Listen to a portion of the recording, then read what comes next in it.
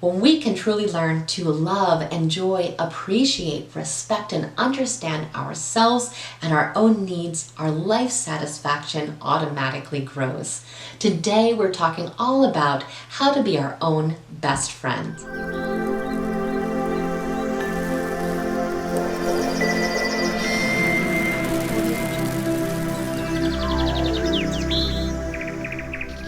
Welcome back. My name's Nina and I'm a life coach that specializes in personal development. Here at this channel we talk about everything having to do with our emotional well-being, understanding our own psychology, and leading our best life possible. So if you aren't already a subscriber, please take a moment and become one because we definitely want you to stay connected.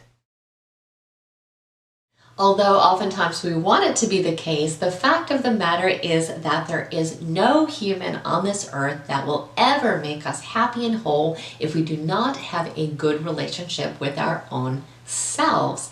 It's funny because so often we invest immense time and energy into other relationships, but often neglect the relationship that really matters the most, which is the one with our own selves. The benefits of truly learning to become your own best friend are immense. It can help us certainly become a happier, more positive person, and it can also help us to further develop our outside relationships, because when we feel that comfort with ourselves, our relationships don't become something that we need, they become something that we just want and enjoy, which is certainly beneficial. So let's go ahead and jump right into the top 8 ways we can learn to become a better friend to ourselves. The first thing that we can do is to help ourselves out by pushing ourselves away from the comfort zone. So often we have a constricted relationship with ourselves because we are so used to having the same thoughts, feelings, and behaviors all the time, so we never really have an opportunity for change. So going ahead and allowing ourselves to have new thoughts, feelings, and experiences, and to just try new things in general is certainly going to enhance our own relationship with ourselves. The second thing that we can do is to learn to praise ourselves and offer ourselves words of affirmation. So this is something that we do for everybody else that we love in the world, but so often we are very used to giving ourselves very harsh critique or using very harsh thoughts and words with ourselves. So we want to instead get in the habit of talking to ourselves sweetly and kindly and with great respect. We want to recognize our achievements and give ourselves credit where it is due. But we want to speak to ourselves in the same loving way that we would to our family and friends. The third thing that we can do is to stop punishing ourselves when we think that we have made mistakes. Now, it is important, of course, to acknowledge when mistakes are made so that we can learn from them or we could correct them if that is possible. But after that, we need to learn to offer ourselves self-forgiveness and to stop torturing ourselves.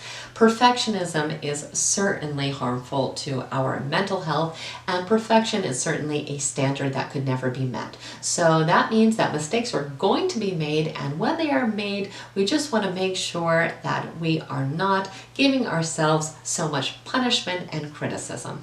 The fourth thing that we can do is to really get a better understanding of who we are as a person. We want to get to know ourselves. It is unfortunate but true that so many people actually really lack self-awareness.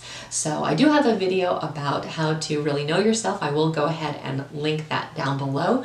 But some of the techniques that we can use are, journaling, or that we can use introspection or even personality tests. But we want to give our understanding of our own self great importance, because when we can really know ourselves, it makes it a lot easier for ourselves to meet our own needs. The fifth thing we can do is to really learn how to comfort ourselves and support ourselves when we need it. So when we are in situations that cause us to feel anxiety or fear or stress, we need to know what it is that we can do to make ourselves feel better. We need to be able to be the one that we can turn to when we need that comfort. So it comes down to really getting to know what things really do make us feel better. Learning to be a self-soother is an invaluable skill. So if we can really learn to truly understand how to best comfort ourselves and to best face our hurts and fears in our life and provide ourselves with the support that we need while we're doing this, we are going to find that it is so helpful in our life. The sixth thing that you can do is to spoil yourself sometimes, just like you do in your other relationships. You're always looking for different ways that you can show that person that you love them, whether it be experiences or small gifts or just time that you spend with yourself. But you really want to indulge yourself again, the same way you would for the other people that you love. Learning to do this practice for yourself can really just strengthen that relationship you have with yourself and certainly make it more enjoyable. The seventh thing that we can do, and I think this one is so important,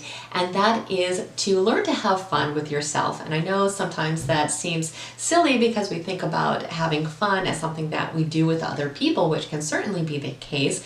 But when we can learn to really have fun by ourselves, it just adds so much joy to our life. So something that you may want to consider is adopting a new hobby that you can do with yourself, and that is something that could bring you a lot of inspiration and happiness and joy, of course, and that's something that you can do just one-on-one. You can also take yourself on dates. You can go hiking. You can take yourself out on a coffee date, whatever it is.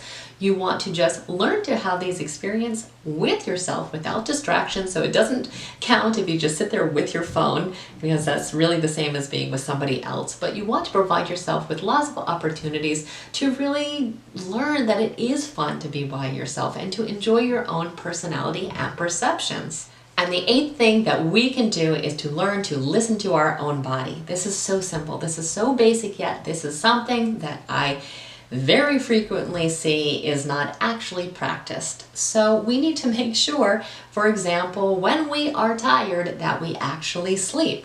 When we start to notice that we are completely stressed out and we are starting to get burned out, we need to know to take a step back away from a project. So these are just simple things, but again, we often ignore our own needs. Our body is always giving us signs and signals when it has needs that do need to be met. So we have to make sure we are actually meeting those needs, just like we would for a child. When we are taking care of a child, if they are hungry, we get them food, but oftentimes we don't do the same for ourselves. So it is so important that we start to listen to our own body and really start addressing our own needs when they do come up for us. So that is it. Those are the 8 things that we can do to really enhance our relationship with ourselves and to truly start to become our own best friend. You will find that if you learn to really practice these things, that your relationship with yourself will be much more happy and much more whole.